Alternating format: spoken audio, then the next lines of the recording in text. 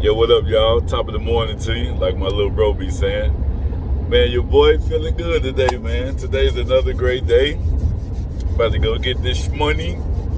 Like my girl TV saying, about to go get this money, man. It's time to go get paid, man. It's another great day. God woke us up this morning. Ain't nothing to complain about. Ain't no issues. Everything is all good, man. Life is good. God is good. My kids is good. Rest in peace to Aviance. You know we love you, girl. Long live Aviance. Long live Aviance. But man, you know I was just up thinking this morning, and the first thing I realized is I don't have my wife to help me get dressed in the morning no more. So that's crazy. It's like all them people that liked all them suits and how we put them colors together and all that stuff, matching that stuff up. That was Aviance. Aviance was doing all that. And I really thank her. I appreciate her for that, because I got a lot of compliments on how I dressed and how my clothes was put together, my little outfits or whatever. And, you know, that helped me every day with my confidence and helped me dealing with customers, because it's a different beast when you're dealing with the public. When you're dealing with the public every day, you got to be on the top of your game. You know, you got to look your best, you got to feel your best, and you got to be able to represent. So, you know, just starting with, you know, a great outfit or a great attire, you know, that's out the way. That's one less thing you got to worry about. All you got to do is move forward and get money. And that's exactly what I did. That's what I'm still going to do. Ain't nothing finna change. You know, your boy still can dress now. They call me Dresser. You know, I dress for 5 RPs. But anyway, man, you know, it was a couple of things on my mind. I almost typed the update. But sometimes things can get confused through text. You know, so sometimes you just got to talk to people. And like, the best way to do it right now is to make a video. So one thing that I noticed was, like, of course, when my wife passed, we was all hurt, we was all surprised, we was all caught off guard. And I guess I'm thinking like this more so for in case this happens to anyone else. And maybe if you listen to my story, you can use my story as a heads up as far as what to expect if anything like this, God forbid, happen to anyone else. So, like, when I lost my wife and the world lost Aviance, you know, to me, in my world, what everybody just sent friend requests. All friend requests, just like the page just blew up.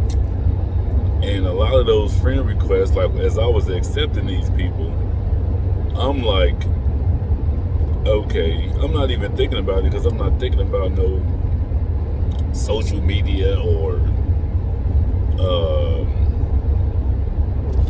friends and popularity and cloud. I wasn't. That's the furthest thing from my mind. I'm just accepting all the, and my page was already public anyway. So people, you don't have to be when your page is public. You don't have to be my friend to like, to comment, to leave a heart, to leave a rest in peace, to leave a long live Aviance, or whatever you want to leave, just to show your support, just to show that, hey, I miss her too. Or even if I didn't know her, I know you, and I know you just suffered a great loss right now because you just lost your wife. So I am here to support you. And that's what you think is happening, because they're getting mixed in with the people that are really there to love and support you. So it's just like this great influx of all these people, and you think and you hope that all these people are here to support you and to help build you back up, and to, you know, remind you that things are going to be okay and that everything's all right. But what I had to realize, and even the people that say that they're there for you or they're going to be there for you, you know, not everyone is really going to be there for you just because they say that. And you really can't expect them to, you know. But in your time of grief, you want the world to come together as this one big collective, and now the world is your new support system, you know, because you just suffered this great loss, you know. But what I had to realize and what hit me is, you know, a lot of those people that did send those friend requests or whatever, they could care less. They really just heard I lost my wife, and they just wanted to grab a bowl of popcorn and sit back and watch a mental breakdown. That's really all it was. Because there has to be, and I don't care what nobody say. If you lose your spouse, your mother, your father, your brother, your sister, your child, there is going to be some sort of grief. And if you love them, there is going to be some sort of grief. And that grief is a mental state. And like I said, people just want to see how you handle this great turmoil that you're facing. And it's cool. You know what I'm saying? At the end of the day, it's really cool because we made it through. Me and my children, we made it through. So, how you like me now? You feel me? So I'm glad that God is on my side. I'm thankful that God is on my side. I appreciate everyone that grabbed that bowl of popcorn, and those that did actually leave a heart on one of Aviance's pictures, or shared a post, or helped spread the word that this woman was great and awesome, and told people about her sister walk and her cancer walk that she, her event that she created and had that took place, and see, the best side of Aviance, one of the great things of Aviance is the Aviance approach. The true, and those that know Aviance, the Aviance approach is she wouldn't even address this. She wouldn't even address, I guess I don't want to say haters. They're not haters. They're just not stalkers or whatever. Just people that's just in it just to see what's happening. You know what I mean? I don't know what to call them. But, she wouldn't even address those type of people, and I'm trying my best to be more like Aviance, because now I don't have those reminders of what not to do. I don't have those, I don't have her to say, baby, take that post down. Why you put that up there? I don't have that no more. So I just gotta, think twice before I do something, before I say something, before I act on something, because I did lose that great person in my life that was just there for me every time and anytime I needed her, and I just don't have that no more. And I'm not gonna get emotional, y'all. I promise you I'm not.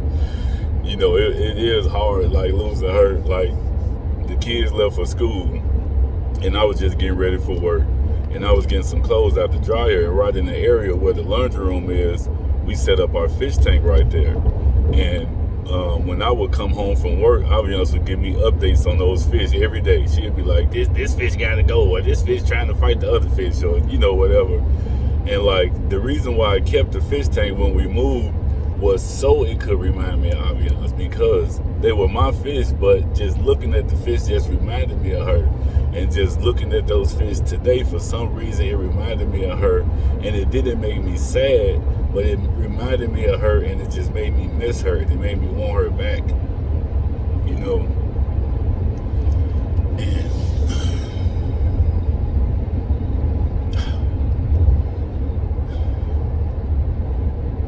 And it just made me want to get rid of the fish tank, not because I don't want to miss her.